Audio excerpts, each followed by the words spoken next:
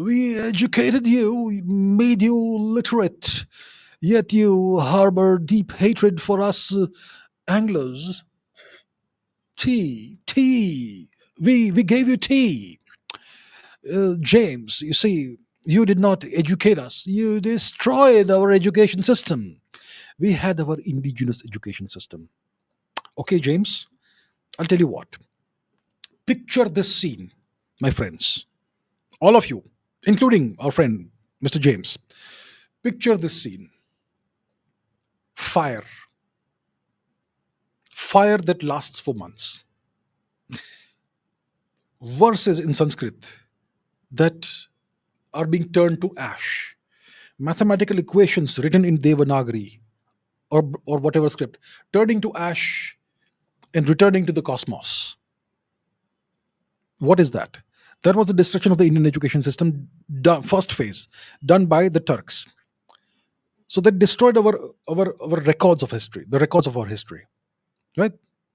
We had the world's most sophisticated education system. We invented the concept of the university. The world used to come to India to study.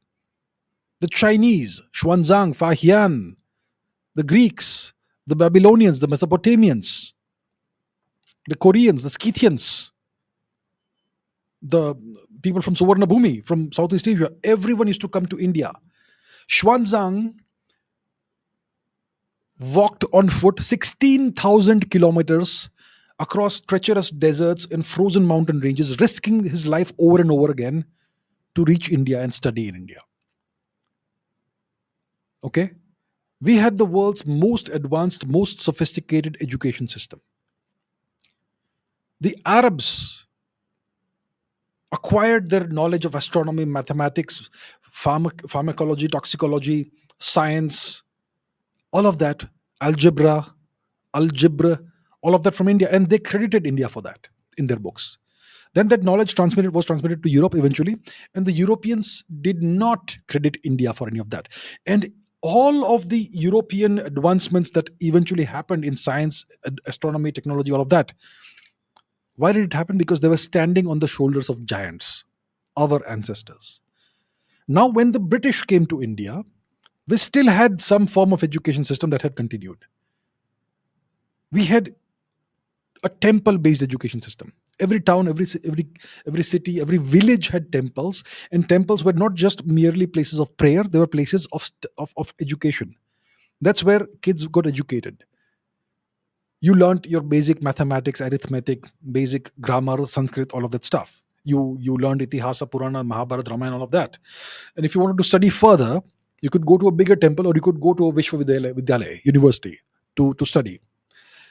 But the Vishwavidyalaya's were destroyed by the Turks. So you would go to temples to study. And you still could learn a lot. The British ended that. And they imposed their abysmally inferior education system on India.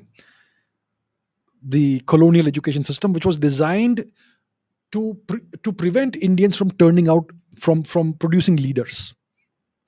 It was designed to mass produce clerks and peons. And that's why the Indian mindset today is stuck at the level of clerks and peons. There's no leadership level thoughts coming out of India today because of the education system that still continues.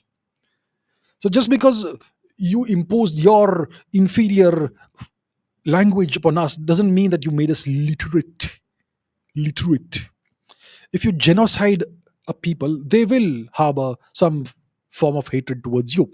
Now, I have no antipathy or hatred towards the people of England today.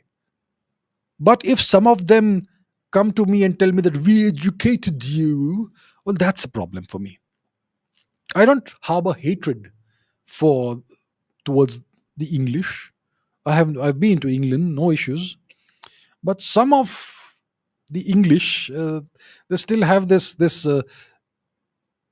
attitude of superiority. There's nothing superior about you.